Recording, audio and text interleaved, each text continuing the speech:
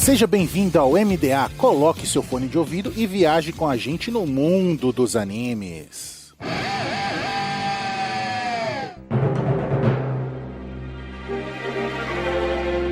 E estamos no ar com o MDA, seja um navio pirata ou uma nuvem voadora, viaje com a gente no mundo dos animes. E nessa semana vamos viajar no mundo pós-apocalíptico de Náusica, do Vale do Vento.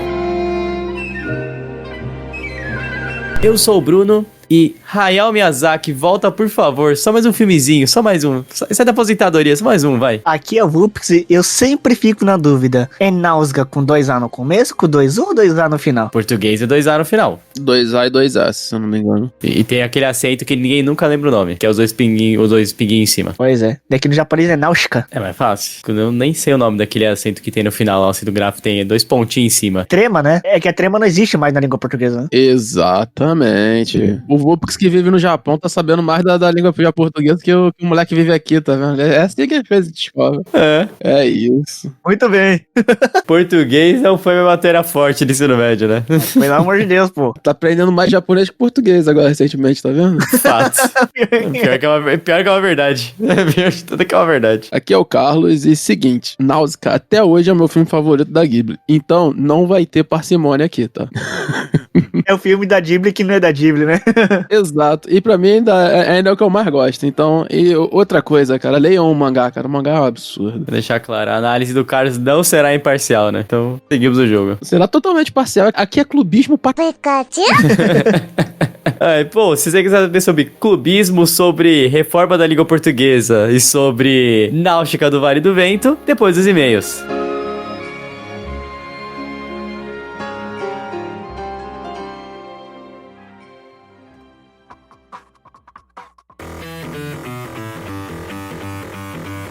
Gente, o patrão ficou maluco na Anime Hunter. Sim, nossos parceiros agora estão com 15% de desconto no Pix e no dinheiro e 5% de desconto no cartão com o cupom MDA. Também somos parceiros da Crunchyroll, o maior streaming focado em animes no Brasil, e Rádio J Hero, onde estamos todo domingo às 4 da tarde.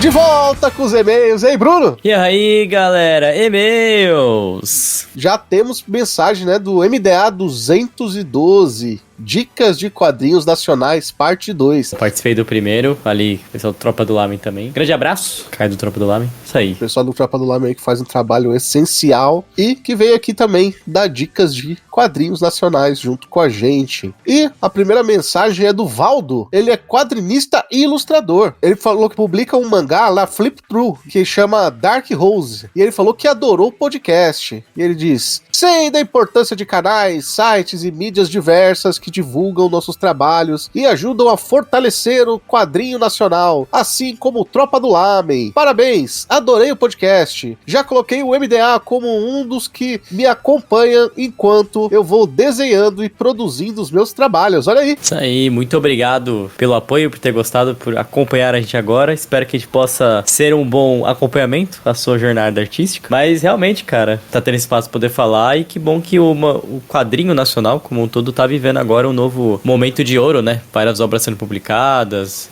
novas editoras aparecendo aí, então que bom que a coisa está andando. Com certeza. Temos mensagens do MDA 211, Yu Yu Hakusho parte 1. Esse aí, amado por muitos aqui do cast, outros já não gostam, mas muitos gostam. Outros não, é uma pessoa só.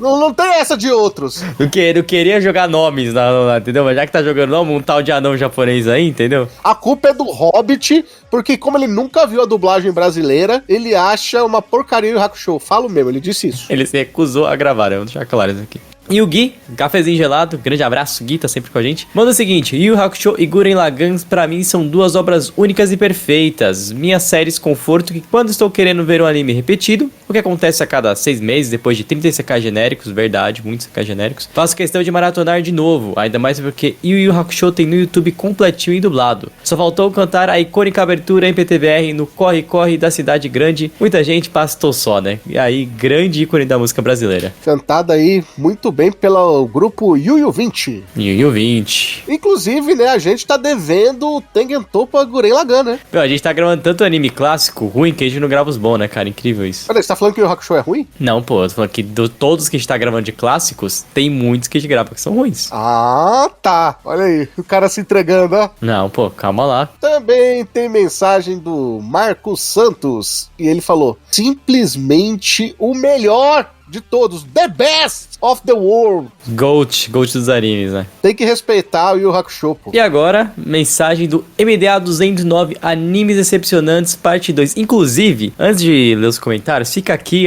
o meu protesto, porque o Lucas só fez essa capa, entendeu? Essa capa safada que ele fez, porque eu não tava no cast, tá ligado, mano? Que ele mandou essa capa safada, se você viu o MDA 209, você vai entender. O cara colocou o Ney, menino Ney, entendeu? Uma posição como se fosse algo decepcionante, pelo contrário. Quantos jogos o Neymar jogou essa temporada? Muito mais do que a gente esperava. Quantos jogos ele vai jogar ainda nessa temporada? Se der certo, alguns. Nenhum. Ele já era pra temporada, filho. O importante, entendeu? É que você está vendo uma nova fase com um novo treinador, estamos melhores. É sobre isso.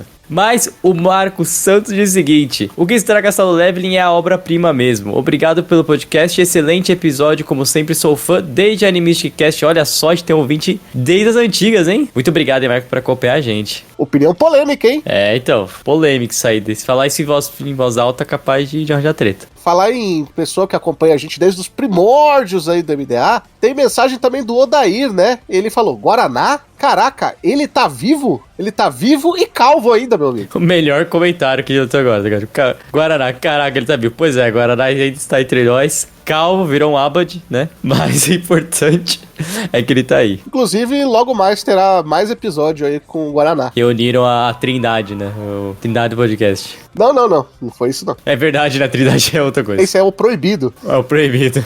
A Trindade é tipo o Exódia. Causou um efeito apocalíptico do outro cast. Chama Trindade, mas são 4. Toda vez que os 4 gravam junto, dá alguma merda, cara.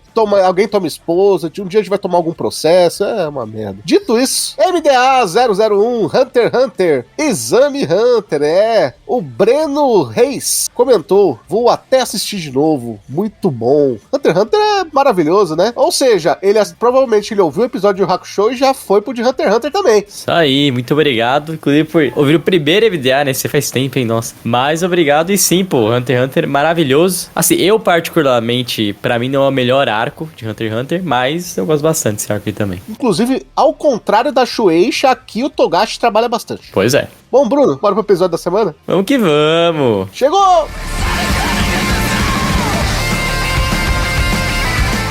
Nome original: Kazenotani no Nausicaa, do estúdio Topcraft. Que pra você que tá se perguntando, por que não é Ghibli? Calma, chegaremos nisso, tá? Mas saiba que o estúdio Topcraft. Lançamento em 1984, com duração de aproximadamente 120 minutos, 117 para ser mais exato. Gêneros: aventura, fantasia, ficção científica e pós-apocalíptico. E direção: ele, o lendário, a lenda, o mestre, Hayao Miyazaki. Amado por muitos e odiado por alguns. Não, pra mim é amado por todos. Eu prefiro não pensar que tem gente que odeia Miyazaki. Ah, fala isso com Maromoru Hosoda. Aqui é clubido, pô, cadê o áudio de novo? Traz o Guaraná pra bater um papo aqui no podcast pra ver se ele não xinga 1 hora do Hayao Miyazaki. Bom, e esse filme, diferente de muitos outros que a gente tem, o original é um mangá, né? Não é um roteiro 100% original. Um mangá do Miyazaki mesmo, que começou em 1982, né? 2 anos antes do lançamento do filme. E foi terminar bem tempo depois. Pois é. Não, mas tudo bem, né, pô? O cara tava ocupado, né? Então é um caso de Full Metal esse filme aí da Nausicaa? Pô, já que a gente entrou nesse processo aqui, a gente tá falando, vamos lá. O mangá é criado em 1982, aí depois, o Miyazaki conhece o Takahara, né? E aí tem todo o desenvolvimento deles de pensar no processo da Ghibli e tal. E aí o Miyazaki dirige um curta-metragem antes, que eu já esqueci o nome, que ele tava até na MUBI esse tempo atrás. E aí eles fazem o processo de criação de Nausicaa, porque tem um convite que o mangá tá se desenvolvendo, né? E aí ele aceita como diretor e vai fazer o filme com a ajuda do próprio Takahara. E eu sempre esqueço o nome do cara que é o produtor, né? E, bem, o filme dá bom. Eles criam a Ghibli depois, posteriormente, né? Com o dinheiro desenvolvido por Nausicaa. E Miyazaki, ele aos poucos ele vai fazendo mangá. Se eu não me engano, o mangá de Náusea vai terminar em 90 e alguma coisa, tá ligado? 92, uma coisa assim. Então, tipo assim, quase 10 anos depois que ele começou o mangá, que ele vai finalizar a obra, porque ele virou diretor de cinema full time, né? E aí ele só fazia de vez em quando o mangá. Então o mangá demora muito tempo depois, ele demora bastante tempo pra ser terminado. Tanto que o mangá e, obviamente, o filme tem bastante coisa diferente. Tempo livre, né? Fazendo tempo livre. Acaba o mangá em 1994. E 12 anos, né? 12 anos de publicação, praticamente. Vai muito devagar, né? O processo de produção. É parecido com a Akira, né? A Akira foi mais rápido nesse certo sentido, a produção do mangá. Sim. Até porque, se eu não me engano, quando o Katsuhiro Otomo começou a fazer a animação, o mangá já tava pela metade de Akira, né? Já tava mais ou menos no que seria o terceiro volume hoje da JBC, né? Então, é um processo. Já Náusea, que era um mangá de sucesso, já pela Kotohen, se eu não me engano, e Tokuma Shoten, que era a revista, e aí ele acaba recebendo a proposta de fazer o filme e desenvolve o processo de carreira. Na verdade, eu acho que ele recebe a proposta de fazer um anime, e aí por conversas com o próprio Takahara, ele resolve fazer o filme. Se eu não me engano, o papo é esse. Bom, mas antes de falar sobre o filme, Vulpix, nosso Hobbit anão japonês, por favor, diga pra gente a sinopse de Náutica do Vale do Vento. Então vamos lá. Em 1000 anos após um evento apocalíptico, eu gosto muito desses temas de pós-apocalíptico, sabe? Eu sempre me interesso por esses temas. O evento apocalíptico, conhecido como 7 Dias de Fogo, a humanidade vive em pequenas comunidades dispersas, né? No caso da Náusea, é um deles. A civilização foi destruída e a Terra agora é dominada por uma floresta tóxica, por um mar da corrupção, que seria um mar podre, né? Habitada por vários insetos horripilantes e gigantes, coisa que eu odeio. Uma coisa que eu mais odeio na vida são insetos. E vive no Japão, né?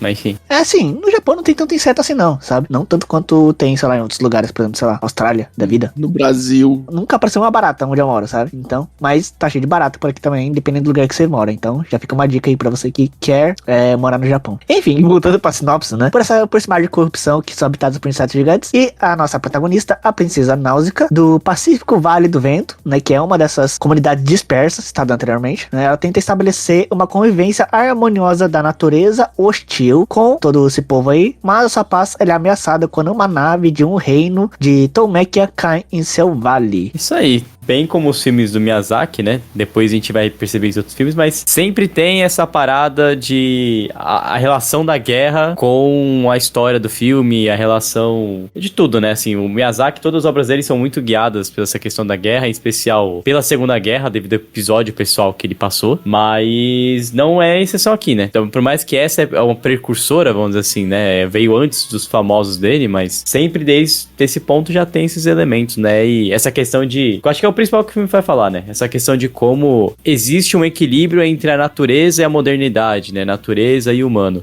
E a Náutica é meio que o meio termo disso, né? Acho que ela começa a ser apresentada como isso desde o começo da obra, né? Também dá outras referências que a gente vai ver aí também. O processo da criação de personagens da Náusea, né? Acaba sendo um processo... se torna meio tradicional nas obras da Ghibli, né? As outras princesas da Ghibli, vamos colocar assim, acabam seguindo uma estrutura bem parecida com o que se tem desenvolvido já pela Náusea, que é o pensamento que o Miyazaki tem, né? É bem legal falar isso, né? Porque o Miyazaki, ele acaba daí trazendo desde o mangá, né? Colocando uma protagonista feminina na obra, né? Então, tipo, já é uma quebra razoável, principalmente que nós estamos falando de uma revista que ele tava, se não me engano, uma revista... não era Seinen. Mas bem, na época de 1980 não tem tanta diferenciação assim ainda no processo editorial do Japão, né? Ainda tava se construindo a perspectiva de Seinen. Mas a narrativa, com isso, né? Coloca cria-se uma princesa, né? Nessa estrutura da obra, que acaba se diferenciando muito da estrutura que a gente tá acostumado, né? Que a gente tá falando aqui de Disney, estamos falando de outros processos. Sim.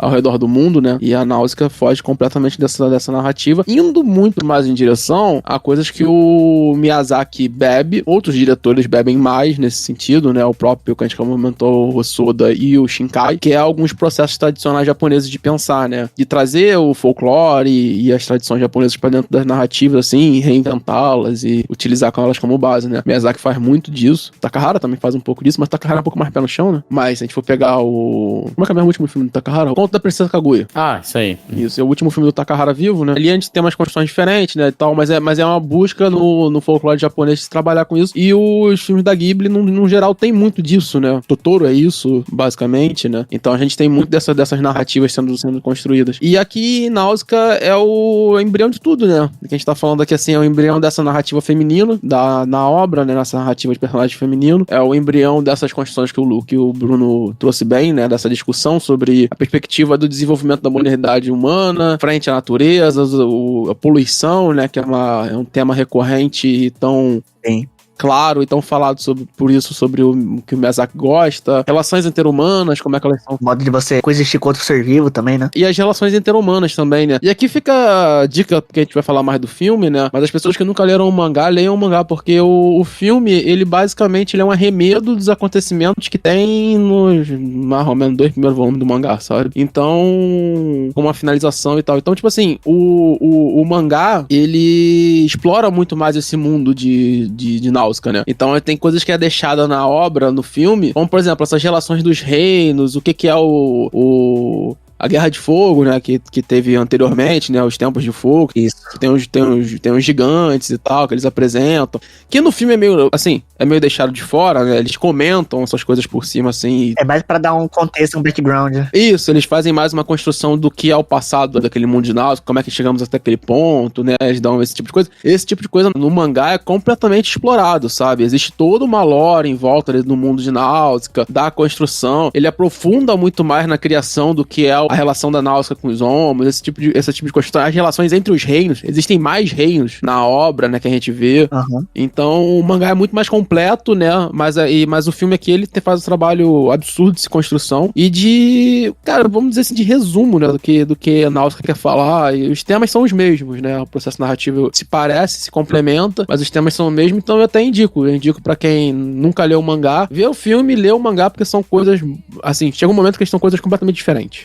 Bem distante. E falando do mangá, Carlos, você sabe até que parte foi adaptado o mangá de Náusicaa diante da produção que tava tendo o filme de Náusicaa? Vou usar como base o material da JBC aqui, né? É mais ou menos até o final do 2º volume. Ah, então bem curtinho. É muito pouco. Na metade do filme, a gente tem um encontro lá com o que vai ser o par romântico da Náusicaa, né? A construção ali do par romântico da Náusicaa e tal. Asbel. E aquilo ali acontece, assim, no meio do 2º volume, sabe? E na verdade, tem esse acontecimento, só que depois o filme, ele acaba desenvolvendo uma ação contínua até o final, né? Tem esse encontro entre os dois, aí ele rola uma ação contínua de construção contra o país ali, que é o reino principal, né? Que é a vilã de cabelo ruivo e tal. No mangá, a partir dali já é muita coisa diferente. Tipo, eles se encontram, aí depois eles se separam, e aí vai ter mais desenvolvimento de briga de estados, briga de países e tal. Aí vão começar a desenvolver que é o passado lá do mundo da Náusicaa e tal. Então o que acontece? Na real, a partir do específico do mangá, já tem uma dissonância completa. Por mais que ainda se tenha pequenas coisas que são parecidas, entende? Mas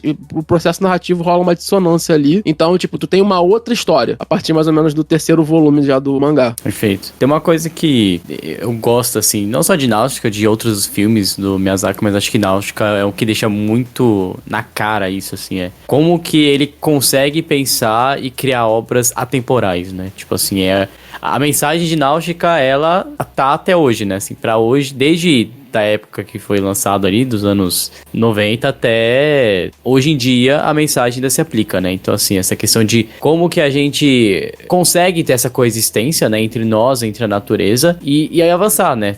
Avançar tecnologicamente e pra não cair nesse cenário onde a humanidade por si só destrua o planeta, né? Meio louco, assim, como o Miyazaki consegue imaginar isso, primeiro porque você tem que fazer um exercício de imaginação, né? Assim, a longo prazo muito louco, porque pensa, pode ser que você faça sua crítica agora e que daqui 10 anos não seja válida, né? Mas na verdade não, ela é válida. Acho que poucas obras conseguiram fazer isso. De cabeça, Duna é uma que consegue, que até hoje é uma crítica muito válida.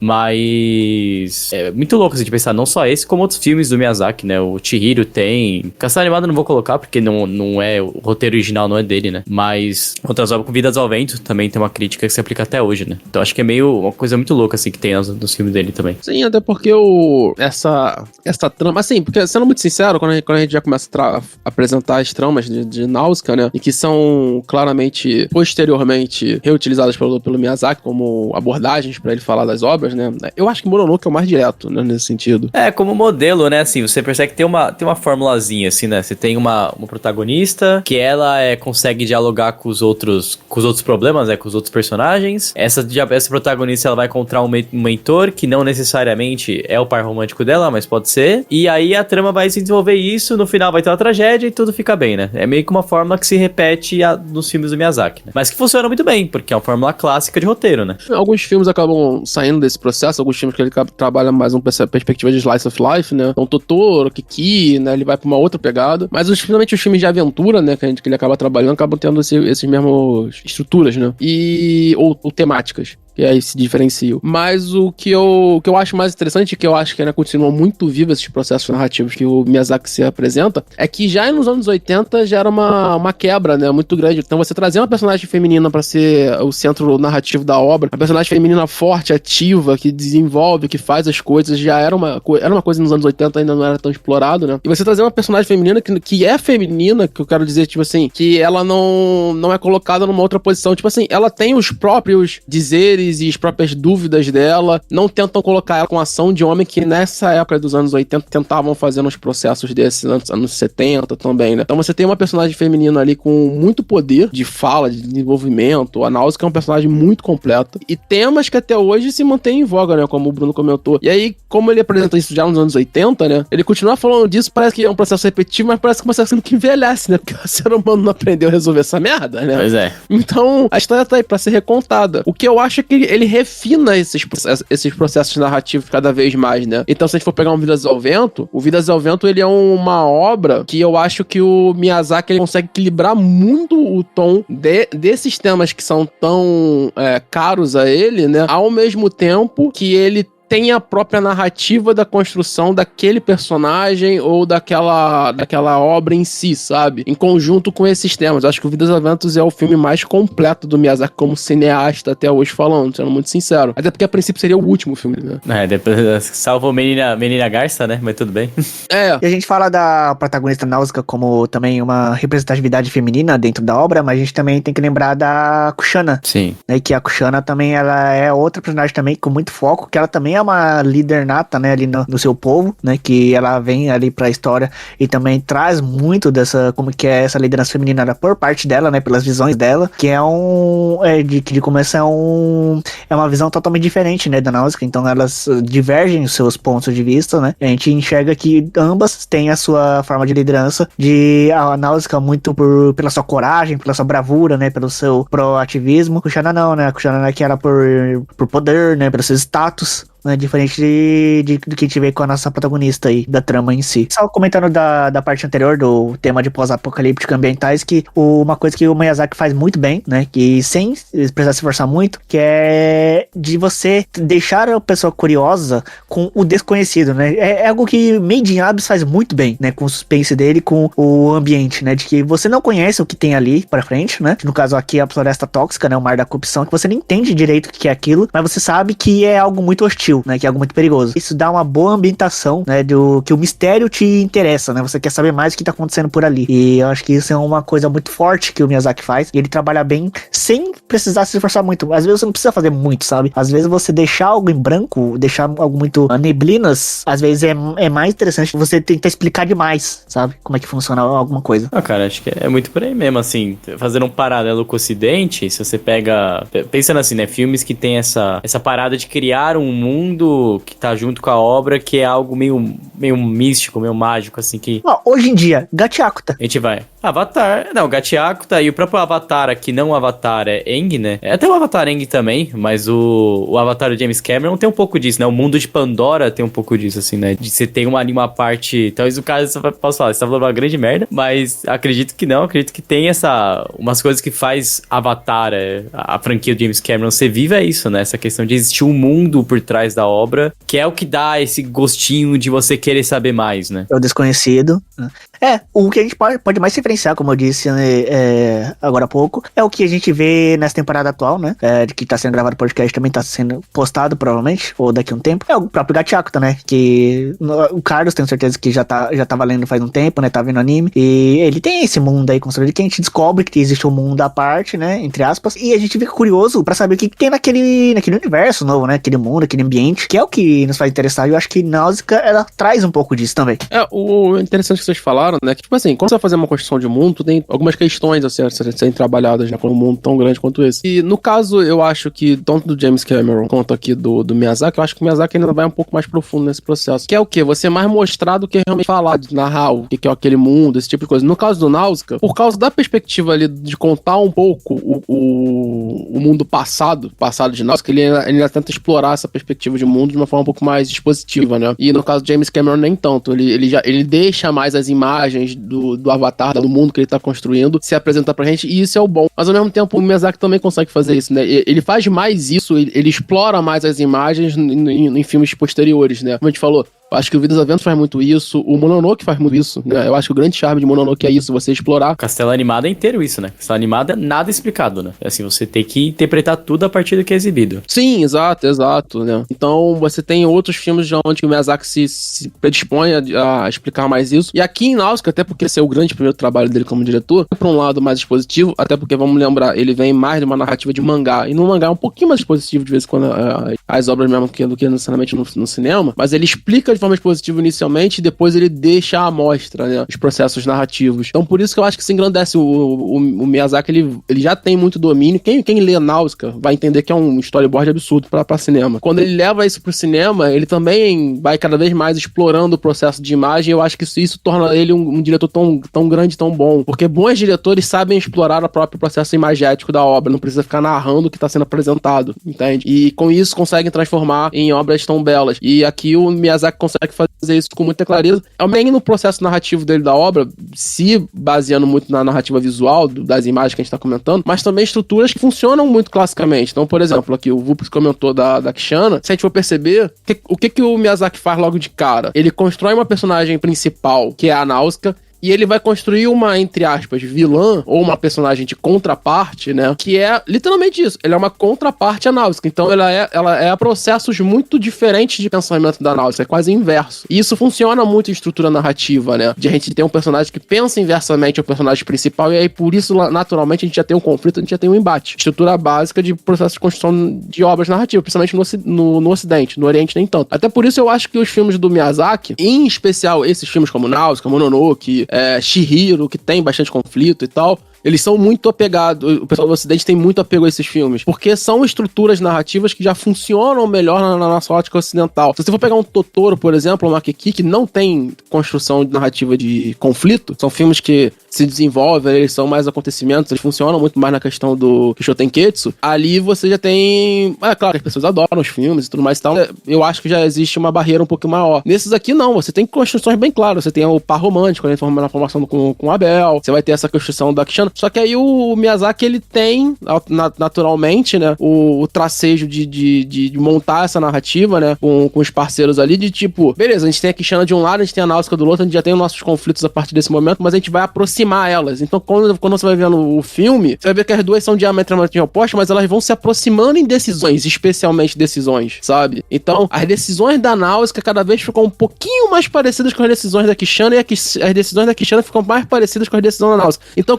por que isso é interessante? Porque você transforma essa área de divisão das duas em uma área cinzenta. E você complexiza os personagens ali a partir desse momento, sabe? A partir de decisões que elas têm que tomar na narrativa. E isso é de um refino, assim, de você fazer a construção da obra muito bom. E aí você vai deixando cada vez a narrativa mais interessante, porque você não sabe, né, sabe? Quando você começa as duas em dois polos separados, mas as duas personagens que vão ser a motriz da obra, elas cada vez mais se aproximam nessas perspectivas de decisões tomadas. E decisões tomadas é o que move a maioria das narrativas. Em especialmente narrativas aqui como a do Miyazaki, que são muito pautadas em personagem. A gente for pegar Mononoke, Chihiro, que a gente comentou, são obras de personagem, elas não são obras de mundos que vão andar, que vão acontecer a parte dos personagens. Não, são obras de personagens, então as decisões desses personagens são muito importantes pro desenvolvimento de cada obra. Geralmente, o Ocidente, ele tá mesmo mais apegado a narrativas que tem um ponto de vista dicotômico, né? Então, assim, é mal e bem, né? Claro, escuro, enfim, luz e trevas. A gente, acho que por costume, enfim, histórico, a gente não tá muito acostumado a narrativas que não tem, né? Um vilão, assim. E uma coisa que eu fiquei mesmo pensando, assim, igual você tá falando, a Kushana, de fato, ela vai se aproximando mais da náutica à medida que ela vê que existe outras opções além da violência, né? Mas eu sempre tava perguntando assim, falei, beleza, mas quem que é o vilão agora, né? Então aí eu procurava o Kurotawa, que é aquele conselheiro dela. Ah, ele é o vilão. Ah, não, agora o vilão é aquele cara que aparece que é amigo do Asbel, né? Que é meio que o líder do vilarejo dele, de Pejite. De toda forma, a gente tá sempre tentando procurar um vilão na história, né? Acho que isso é uma parada legal que o Miyazaki sabe trabalhar bem, né? Tipo, ele sabe transformar o personagem ao mesmo tempo que não deixa você ficar meio estranho a narrativa, sabe? É uma virtude bem da hora dele, isso aí que ele consegue aplicar. Agora que você falou que eu parei pra pensar mesmo nisso. Porque o que ele faz? Ele não deixa o personagem ser uma folha narrativa única, né? Sim. Então ao mesmo tempo que ele consegue complexar os personagens, ele complexa o mundo que tá sendo apresentado ali, porque os personagens vão tomar decisões pra aquela narrativa que a gente tá sendo apresentado, né? Perfeito. Então você ter personagens complexos é o ato de você complexar a narrativa. E aí, cara, quando a gente não vai pra esse preto no branco, essa disputa, né, Darth Vader e Luke Skywalker, essas coisas assim, você fica meio nesse limbo, você fica nessa perspectiva de narrativa. Tanto que a narrativa do Miyazaki, ela é uma narrativa assim, se a gente for trazer pra uma perspectiva ocidental de construção, né, do que é a teoria narrativa do cinema, você vai ter uma narrativa meio híbrida ali no processo, que é o quê? Você vai ter várias perspectivas de narrativa moderna, principalmente na questão da Náusea, Náqua. O que são narrativa clássica, gente? Funciona em todos os processos de narrativa, seja de literatura e tudo mais e tal. Filme da Disney, sabe? Tipo assim, são as narrativas que a gente mais conhece, que a gente mais acompanha na história do ser humano, sabe? Jornada para um herói, chamado, essas coisas assim, sabe? Processo de narrativa clássica, não necessariamente se é só a jornada do herói, mas tem vários outros processos, mas tipo, tu tem que ter o conflito delimitante já embarcado desde o início, tu tem que ter contrapartidas, a formação desse conflito, sabe? Então, tipo, a narrativa clássica, ela já funciona nesses meandros. O que o Miyazaki faz? Ele se utiliza de pequenas partes dessa narrativa clássica, mas ela constrói uma narrativa moderna. O que é uma narrativa moderna? É processos que subvertem esse processo da narrativa clássica, né? Então, tipo assim, eu não tenho um conflito logo de cara apresentado. Minha personagem principal pode ser a vilã, entendeu? Ou não. Então, tipo, tu tem de várias desconstruções ali a partir da narrativa moderna, né, que é apresentada especialmente a partir do desenvolvimento da Nouvelle Vague, que tem isso. E o Miyazaki, ele é um autor que ele bebe muito dessas influências. Nouvelle Vague, em especial as narrativas construídas pelo Metal Hurlan. Se a gente for pegar, o Miyazaki era um profundo fã do Moebius, por exemplo, então tem várias coisas aqui em Náusea que são referentes às obras do Moebius. Se você for atrás e querer ler obras feitas pelo Moebius, sei lá, Alcars, Incal, esse tipo de obras assim, que são feitas pelo Moebius, tu vai ver que tem muito aqui de Náusea. Ao contrário, né? Tem muito de Moebius em Náusea, né? O Miyazaki, ele já era um profundo pessoa que bebia nessas fontes, assim, dessa construção. Então, aqui ele constrói esses processos narrativos muito bem feitos na obra e se desenvolve. É bem legal falar isso, porque, tipo assim, sempre que você vê o filme da Ghibli, e principalmente esses que são de princesas, esses que são de alguns detalhes, assim, que são os mais famosos, como o God comentou, tu sempre parece que você tá jogando no seguro ao mesmo tempo que não tá. Não sei se vocês têm essa impressão. Tipo, eu tô vendo coisas ali que eu já tô acostumado, Disney, algumas narrativas ali de Hollywood e tal, diferente, não é a mesma coisa, sabe? E eu acho que isso constrói muito do que é a carreira futuramente do Miyazaki, do próprio Takahara, do que é a Ghibli, assim, é conseguir se embrenhar nesses processos narrativos e criar algo próprio, sabe? Tem um pouco, sim. Com certeza. E uma coisa que, assim, não tem como cravar, porque nenhum lugar tem o Miyazaki falando oficialmente isso, e duvido que ele vai falar agora, mas eu sinto que o Miyazaki, ele se inspira em algumas outras obras também pra fazer Náusica, assim. Pra mim, eu gosto muito de Duna, pra mim tem muita coisa de Duna em Náusica, assim, sabe? Tipo, tem... a própria referência dos homos, tipo, é uma referência um pouco esqueci o nome do Duna. Os irmãos de areia do Duna, vai ter o nome certinho. A própria relação, essa questão de você ter ali um povo que, de certa forma, eles endeusam esse povo que tá na natureza e tal, nesses seres. Você ter ali um povo externo que já é mais moderno, né? Tem mais tecnologia, encara de outra forma, mas que não sabe coexistir. Então tem muito dessa dualidade, assim, né? Que eu vejo que se repete um pouco nesse mundo de Náutica, assim. E é outra referência que eu percebo que ele pega. Em outras obras, acho que menos, acho que ele para de usar um pouco isso. Mas pelo menos essa questão de você saber trabalhar bem o mundo, né? Assim, o Duna é muito rico porque o mundo é extremamente bem trabalhado, né? Agora, eu acho que ele aprende um pouco assim também com o Duna, de certa forma, com o Frank Herbert, né? Mas provavelmente nunca vai saber, né? Porque não tem nada dele oficial falando, assim, né? Até porque provavelmente ele começar a falar de Náusea, né? Vou meter daqui a pouco vamos falar que ele plagiou o Frank Herbert. Aí ele vai ficar quieto. Acho um pouco provável, pra dizer a verdade. Não. Plagiar nunca, não. Eu acho que talvez tenha inspirações, mas assim, plagiar não, porque a obra tem seu lado diferente, eu não acho nem até que seja por inspiração, porque assim, não é difícil você pegar temas que podem ser abordados de mesma maneira com ambientações parecidas também, né? E naquela época também, né, é como, por exemplo, a gente sabe que Miyazaki, ele tem a própria filosofia dele, né, ele é muito aquela pessoa de cabeça dura, né? Então, assim, ele vai fazer o que tá na cabeça dele, né? Ele não vai se importar com o resto, do que o resto pensa. Tanto que até hoje ele pensa dessa forma, né? Que às vezes o habitual e o convencional pro resto, o que os outros acham que é certo, pra ele tá errado. A visão dele é totalmente oposta, principalmente sobre a indústria de filmes, assim, né? De cinema. Ele tem uma visão bem arcaica também, por certas vezes, assim. Ele é um grande roteirista, um grande diretor, né? Mas a gente sabe que o Miyazaki, ele pensa diferente de muitos de hoje em dia, né, do mundo moderno de hoje, como funciona o cinema. E aí a gente sabe, né, que, tipo, se for pra levar pra esse ponto, o Miyazaki não liga tanto pra isso. Essa parte de, se eu pegar por aqui, não, às vezes pode até ser, mas, assim, vai ver, saiu da cabeça dele mesmo, né? Perfeito. E a gente tem que lembrar que o Miyazaki é uma pessoa que não... Cara, ele funciona como você falou, nos processos dele, né? Então, por exemplo, quando ele vai fazer o Castelo Animado é um livro, né? É uma trilogia de livros que as pessoas não saibam, que ele pegou a adaptação. E, cara, tipo assim, eu nunca li o livro, mas o que eu ouço falar é que os livros são completamente diferentes do filme que ele fez, né?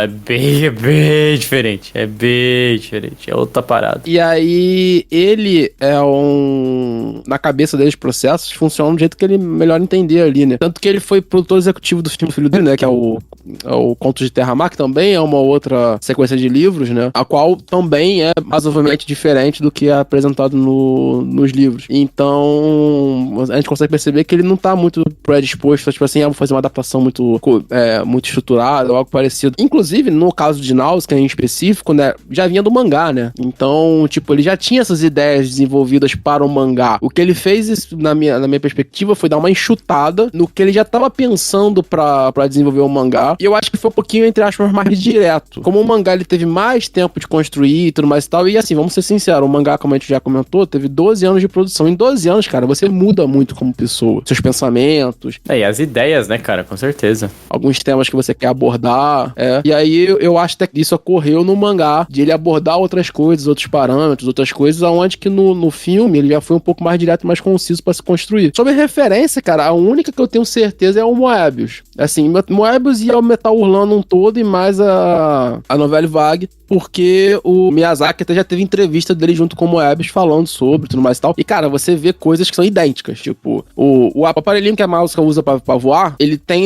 se eu não me engano, no Alcarraz do Moebius. Não é uma máquina que funciona também num quadrinho do Moebius. Então, tipo assim, a ideia foi completamente retirada de lá. Aí tem alguns planos que são muito parecidos, né? E o Miyazaki já deu entrevista junto com o Moebius falando quanto que ele se inspirou no trabalho dele, esse tipo de coisa. E em outros trabalhos também da Metal Hurlant, né? Então a gente vai falar aqui de Philippe Drouillet, vamos falar de outros caras que são muito grandes na história dos quadrinhos. Então, essa referência é certeza. Agora, por exemplo, Druna, muito possível, cara, porque como o Miyazaki lia muito livro, o Druna é um livro absurdo, né, velho? Sim. E se eu não me engano, é bem na época que Druna faz muito sucesso, né? Nós estamos falando de ali início dos anos 80. Druna é o quê? É 70 e pouco? Duna foi publicado em 60, mas estourou lá pra 70 e pouco, é por aí. Mas foi publicado em 60 e estoura um pouco 70, 80, é por aí. Aí depois, recentemente, né? Não, aí é o que a gente tá falando, sabe? É bem essa época, assim, provavelmente sim. Ele deve ter bebido de algumas coisas ali da obra do Herbert. Então, tipo, eu acho muito viável, assim. Mas, ao mesmo mesmo tempo que foi o que eu falei, eu acho que o Miyazaki ele vai pra algumas tomadas de decisão que outras pessoas não tinham feito tanto, sabe? Porque, pô, a gente vai trabalhar aqui com a Metal Hurlan. Metal Hurlan, tirando autoras que trabalharam junto a Metal Hurlan, os caras, os nomes mais famosos, também não trabalharam tanto com uma protagonista feminina. O Miyazaki logo de cara foi trabalhar com uma protagonista feminina, que também não era algo muito comum nos mangás da época, né? Então a gente já tem decisões ali próprias dele de como construir essa obra. É que eu não acho que vai chegar a ter uma perspectiva assim de aproximação tão grande de obras. Acho que tem narrativas que se parecem assim, referências. Isso é natural no processo artístico, sabe? Sim, com certeza. Isso enriquece muito a obra dele, né? O processo como foi feita a obra.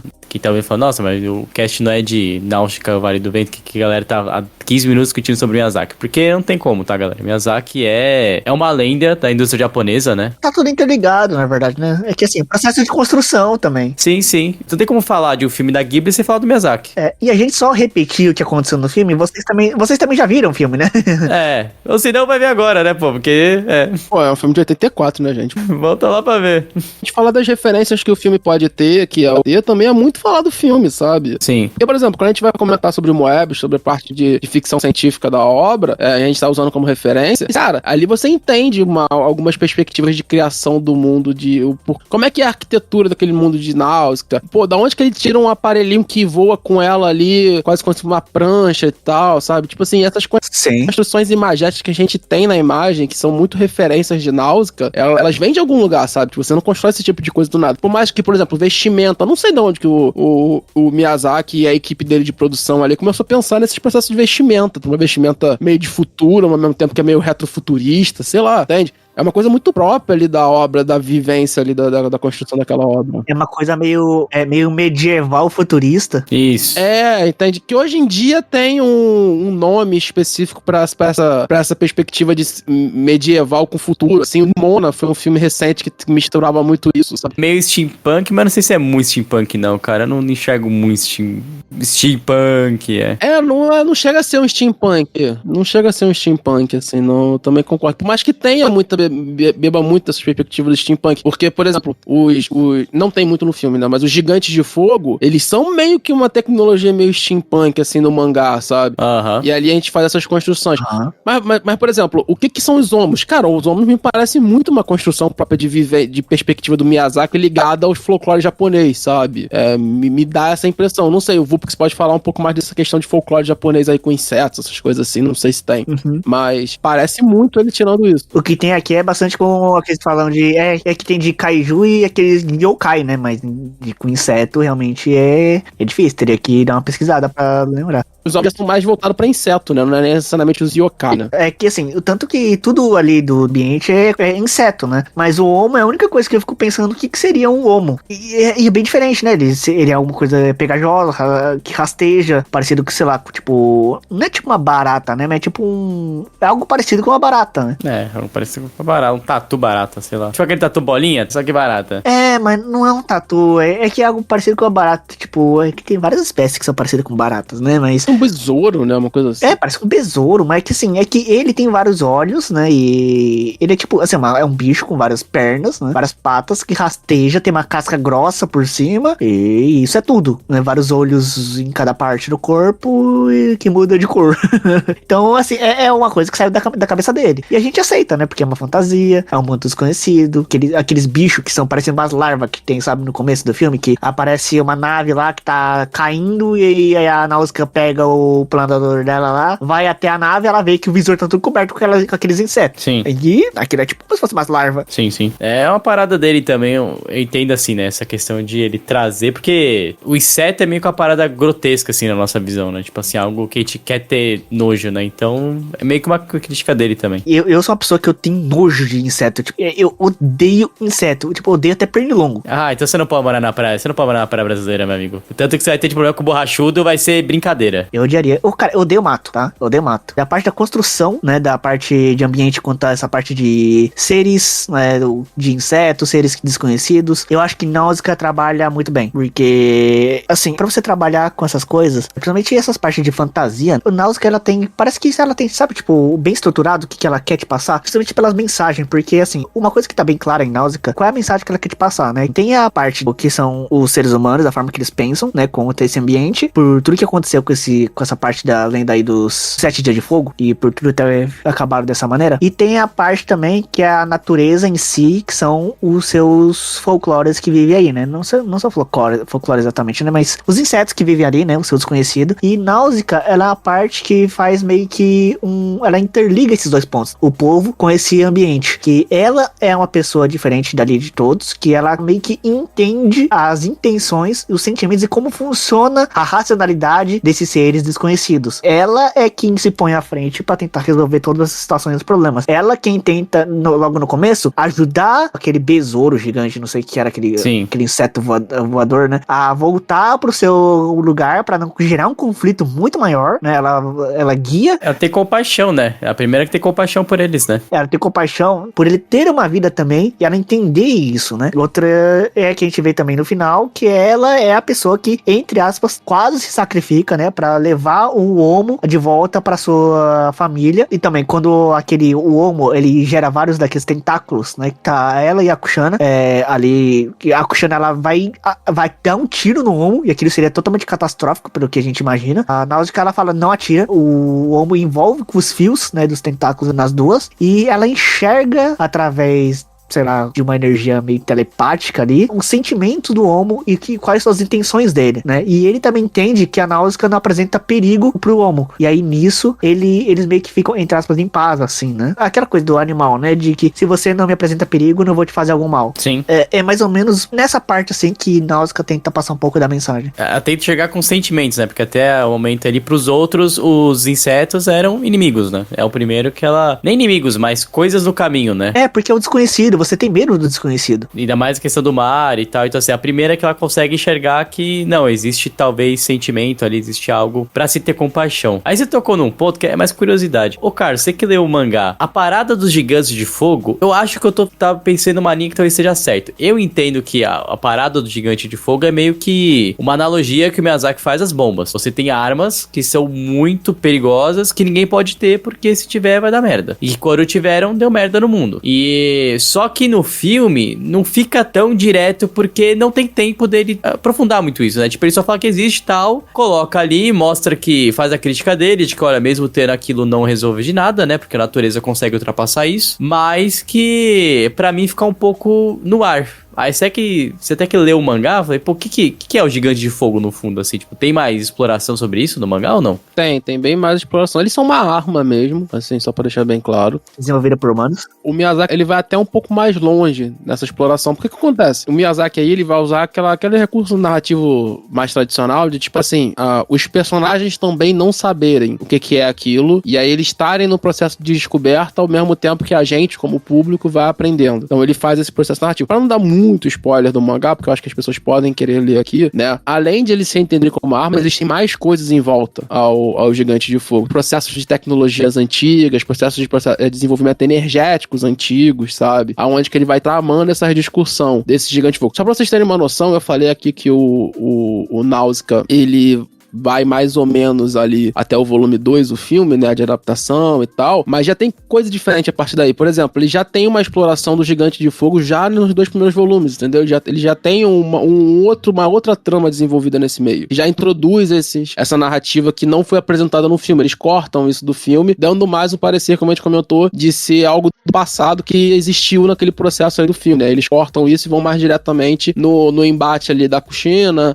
e as coisas que acontecem ali no mar. Mas já tem isso já desde o início do mangá, assim. Primeiros 2 volumes já tem essa discussão e já tem esse desenvolvimento desse mistério. Tem mais coisas, assim, que são descobertas. O que é os 7 dias de fogo, né? Esse tipo de coisa, assim. Ele vai mais fundo, sim, no mangá e vai desenvolver essas questões do que foi esses acontecimentos. No filme, ele é bem direto, cara. A narrativa do filme, assim, ela é muito exploratória e imagética, né? Ela explora muitas imagens dos homos, da natureza, da relação da natureza com a Náusea, assim. Mas a estrutura narrativa mesmo da obra é de embate logo de cara, né? De desenvolvimento desse embate dos dois. E no meio desse termo, assim, o embate do ser humano com o desenvolvimento da natureza, né, cara? Como você mesmo disse, que assim, é difícil de falar de comparar duas obras, sendo que ela não tinha terminado, né? Então, assim, uma parte a gente tem aí que é o conteúdo original, né? Totalmente pensado, com todo o cuidado, com tempo pra ser trabalhado, e o outro é o filme que também é bem trabalhado, mas que ele não tinha o seu final, né? Pra poder ter uma história. Então, assim, outra coisa, e você também, tentar contar tudo em um filme é meio complicado, porque você tem um tempo limite ali, né? Você não tem tanto tempo pra abordar tantas coisas. Mas em animação, né, gente? Vamos lembrar que o processo de fazer animação é bem complexo, assim, então você tem muito tempo de produção de um filme. Sei lá, você fazer um filme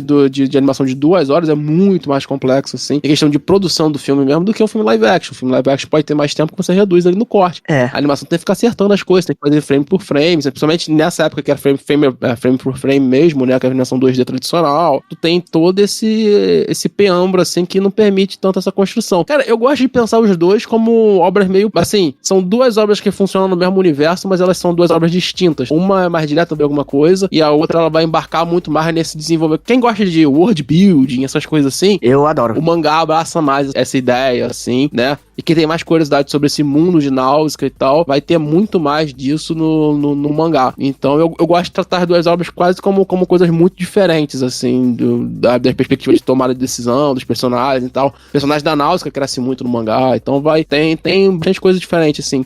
Mas assim, não que isso entre em demérito do filme, né? Aqui a gente tá falando pra caramba, mas o filme ele pega as partes principais, como a gente já comentou, e constrói uma narrativa própria, sabe? E super enriquecedora, cara. A personagem da Náusea, que ela vira, assim, um termo muito escroto, né? O Jesus dos insetos, né, velho? Ela meio que vai se sacrificar pra fazer o desenvolvimento, né? Apaziguar toda essa problemática da relação da natureza com os humanos. E é bem legal, né? Porque fica bem didático o processo ali de união, né? De a gente tentar entender o outro que é muito diferente da gente, né? E aí, no caso, tanto é a Kushina com a Náusea, quanto é os humanos com os insetos, né? Essa necessidade de vivência em conjunto, né? Que é uma temática trabalhada pelos filmes do Miyazaki, mas aqui eu acho que em Náusea ele constrói isso muito bem pra ter a narrativa, assim. Ele, principalmente na parte imagética, ele consegue desenvolver essa perspectiva, né? Não precisa tá sendo falado toda hora pra gente, né? As coisas acontecem e você vê elas vivas ali na obra. E acho que a gente já tá comentando sobre mangás, diferenças e... Dessa forma a gente cobriu, acho que boa parte de Náusica. Já tá na hora das considerações finais e as notas para Náusica do Vale do Vento. Náusica é um filme que eu tinha visto, acho que tinha visto faz muito tempo, né? Eu tive que rever nessa semana aí, e eu realmente não lembrava como era o filme, né? E assim, olhando pela perspectiva de um Vulpix de agora pra um Vulpix de uns 17, 18 anos, eu passei a entender melhor. Quando a gente vai evoluindo, né? A gente vai vivenciando mais, a gente, principalmente nessa faixa de idade entre os 20 e 30 anos, mais para 25, 30 anos, a gente começa a refletir melhor sobre o que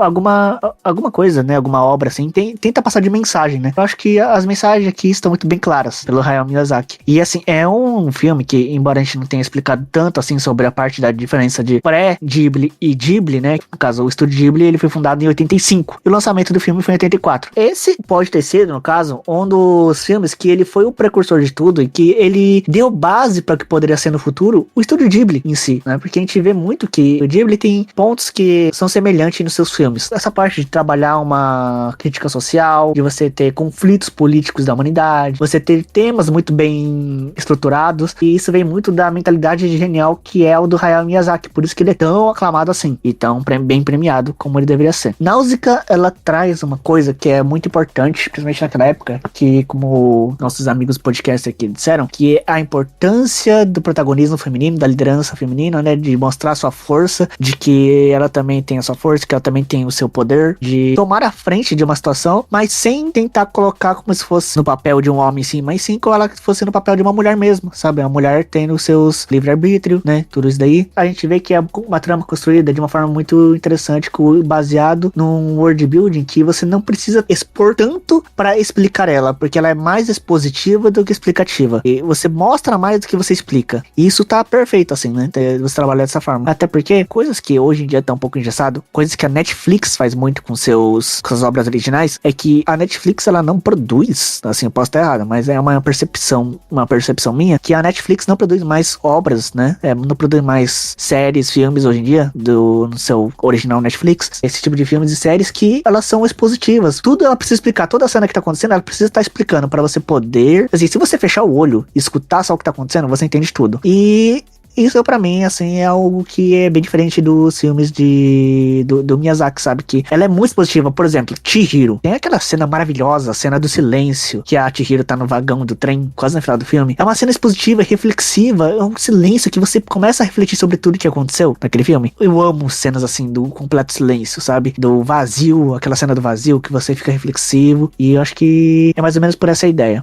Bom, desviando, já desviei um pouco do assunto, né? A Náusea, ela não é um dos grandes filmes que eu tenho apego, mas ele é um bom filme. Ele é um filme que ele tem o seu começo, meio e fim muito bem estruturado, ele tem suas críticas sociais muito bem estabelecidas. Não vejo algum grande erro aqui, né? Talvez o que não seria erro, mas que eu gostaria de ver mais e que eu entendo que não tenha é sobre a sua mitologia em si, desse mundo, né, de Náusea, que eu queria saber mais, né? Eu queria saber muito mais sobre essa floresta tóxica, né? Sobre seus diversos seres que habitam esse ambiente, que é muito misterioso, que não tem muito tempo pra ser aprofundado nisso, né? Queria ver mais a diversificação desses seres que habitam esse meio todo, né? O world building, gostaria de ver muito mais. Cara, se você quer me conquistar com alguma coisa em uma obra, me passa um world building interessante que me faz cativar logo de cara, sabe? E Náusea conseguiu até em certo ponto, mas eu queria ver mais, sabe? Parece que eu preciso beber mais de Náusea pra entender mais sobre como funciona tudo isso. Que não foi tão bem explicado, né? Principalmente como a gente disse aqui, o Gigante de Fogo. Eu queria ver mais sobre o Gigante de Fogo, mas a gente entende que não tem espaço pra trabalhar tudo isso. Parece que Náusea é bem um cartão de visita pra você, ó, tem mais aqui do mangá, viu? Você pode pegar e ler aqui e ver o que a gente tem pra apresentar. E aí, de certo ponto, a gente entende que seja dessa forma, né? Porque também é uma obra que não foi finalizada, que tava em construção ainda. Eram outros tempos, né, de que se trabalhava o roteiro, que hoje em dia tem que ser muito nas pressas. E Náusea, cara, tem o seu trabalho pra se cuidar, assim, né? Embora não tenha muito tempo pra se trabalhar. E outra coisa, eu acho que Náusea é um filme muito fácil de se ver, sabe? Ela é muito convidativa, ela não é complexa, né? Embora você trate sobre assuntos muito complicados, assim, né? É que ela não é complicada, mas elas são assuntos que, às vezes, na época, poderiam ser tabus, né? Que é como você cuidar do meio ambiente, como você estar entre vários tipos de povos, né? De você conseguir se relacionar, essas relações interpessoais também, né? E você, principalmente, você coexistir com outros seres ali. E você respeitar o meio ambiente também, né? Respeitar e você trabalhar essa coisa de apocalipse, no caso de um alerta, talvez, né? Poderia ser um futuro próximo do ser humano, né? Aqui na Terra. Uma nota? É complicado, viu? Eu vou de um 8,5 aqui. Só pra adiantar, minha nota vai ser 10, tá? Porque eu já falei, meu filme favorito da Ghibli. Clubismo. 100% clubismo. Foi o que disse no começo, né? Já adiantei, já desde o início, as pessoas já deveriam saber. E depois do cast de Ergui, o pessoal deve saber que minhas coisas favoritas é sempre 10. É verdade. O Náusea, cara, eu gosto de retratar ele assim. Primeiro que ele foi o filme que deu início a todo esse processo da Ghibli, né? Ele com os lucros do filme, eles financiam o desenvolvimento do estúdio Ghibli. E eu acho que talvez seja um dos filmes mais cooperativos ali do trio, né? Do trio que foi pra fazer a formação do filme. Com o Miyazaki sendo o diretor, o Takahara por trás, fazendo os processos, junto como produtor também. Eu acho ele um filme muito redondo, cara. Por mais que ele deixe muita coisa em aberta, nessa questão do world building, das mitologias e tal, eu acho que como construção de narrativa, eles conseguem pegar todas essas questões, apresentar dentro do filme e falar, galera, é isso, a gente não vai ficar fazendo mais desenvolvimento disso no filme, é só pra vocês terem uma construção específica do que é esse universo rapidamente aqui, que a gente vai construir uma narrativa pra isso. E ali eu acho que ele seta o tom do resto dos outros filmes que vão seguir esses padrões. Porque como o Vup falou, e a gente já comentou aqui no cast, ele é um filme muito fácil de se assistir. E é impressionante como o Miyazaki, como na sua direção de estreia, eu acho que isso vem um trabalho belíssimo que ele tem como quadrinista e também por ter o Takahara ali por perto, né, pra entender esses processos de como fazer direção de cinema, né, ele consegue fazer uma obra que se aproveita muito da imagem, de uma edição muito bem feita pra época, assim, é uma edição que ela é universal de todos os tempos do cinema, sabe, é uma direção que ainda, uma direção e uma edição que ela consegue ter momentos de modernidade, assim, de ser rápida, de ser constante, de ter muita ação e de ter os tempos de parar, de aproveitar, de contemplar todo aquele processual. Então ele consegue ser muito completo, é um filme muito completo, um filme muito redondo no que se trama a perspectiva do cinema como um todo, sabe? Eu acho que ele é um filme que ele entrega muito nessa perspectiva. E é por isso que eu gosto tanto de Náusea, assim. E pra mim a personagem de Náusea ainda é a personagem mais, assim, até porque eu li o mangá, né? Tem esse fator, assim, de diferencial, mas ela ainda é a personagem que mais me grita dentro de todos os filmes que já foram feitos posteriormente na Ghibli, sabe? Ainda é a personagem, assim, que eu olho e falo, cara, essa aqui é a maior criação de personagem que o Miyazaki já fez. Por mais que eu goste muito do Vidas ao Vento, acho que é o filme mais, assim, como diretor mais rico da carreira do Miyazaki. Eu adoro o Contos da Princesa Kaguya também, do Takahara.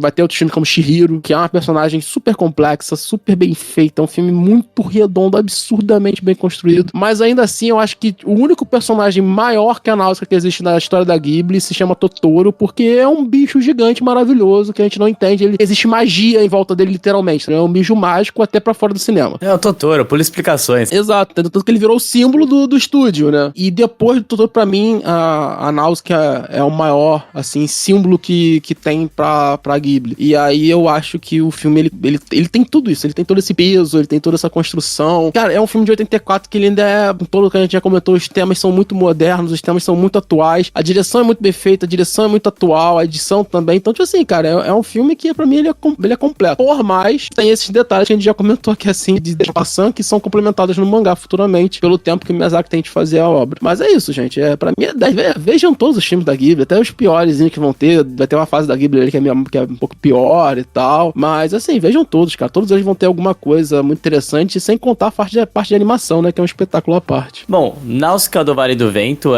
como eles falaram, assim, é uma obra que até hoje comenta sobre temas, dialoga com temas que são recentes, que estão em voga. E pra mim é uma obra necessária, assim, também. Tipo, muitos filmes da Ghibli são necessários, são filmes que até hoje são válidos. E não é à toa que o trio que trabalha lá é lendário, não é à toa porque eles são tão bons assim. Mas é um filme que eu acho que tem um quê de especial pra Ghibli, porque é quando a gente vê essas figuras trabalhando, vamos dizer, sério, assim, nas aspas, bem nas aspas, a primeira vez, né? Então você vai ver ali o Miyazaki, você vai ver o Takahara, você vai ver o Joe Hisaishi fazendo as músicas pela primeira vez, que Joe Hisaishi, pra quem não sabe, é o cara que compôs a música do Castelo Animado, né, o maior compositor da Ghibli, né, é um dos principais, e a música mais icônica da Ghibli, que é a música do Castelo Animado, ele compôs. Então, é um filme muito importante pro estúdio, né, e somando tudo isso, assim, não vou me alongar muito, porque a gente já comentou sobre tudo isso, sobre tudo que tinha que falar sobre esse filme, né, mas é uma obra, cara, maravilhosa. Se você não viu, veja,